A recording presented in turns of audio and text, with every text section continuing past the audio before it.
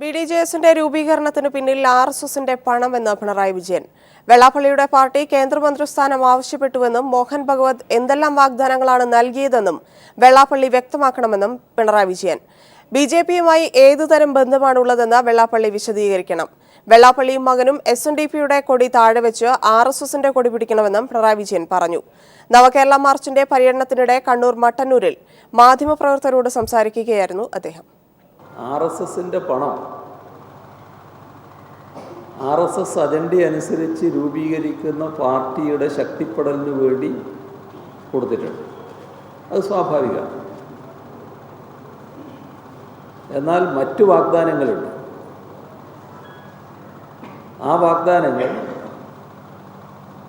നേരത്തെ മാധ്യമങ്ങൾ റിപ്പോർട്ട് ചെയ്തിട്ടുള്ളത് വെള്ളാപ്പള്ളി നടേശൻ്റെ മകന് മന്ത്രിസ്ഥാനം. ഇപ്പോൾ പ്രധാന ഭാരവാഹി എന്ന നിലക്ക്, പാർട്ടിയുടെ പ്രധാന ഭാരവാഹി എന്ന നിലയ്ക്ക് പറഞ്ഞ മകൻ തന്നെ BJPയുടെയും RSSന്റെയും കേന്ദ്ര നേതൃത്വവുമായി ചർച്ച നടത്താൻ പോയിരിക്കും. ഒരു കാര്യം ചെയ്താൽ നല്ലതാണ്. ഏതായാലും പാർട്ടിയായല്ലോ, ഇനി വേറെ ഒരു പാർട്ടിയായല്ലോ. ആ പാർട്ടി എന്ന നിലക്ക് കാര്യങ്ങൾ നടത്താനാണല്ലോ അവർ ശ്രമിക്കേണ്ടത്. അപ്പോൾ ചെയ്യേണ്ടത് ഒരു ജാതി ഒരു മതം ഒരു ദൈവം മനുഷ്യന് എന്ന് പറഞ്ഞ ശ്രീനാരായണ ഗുരു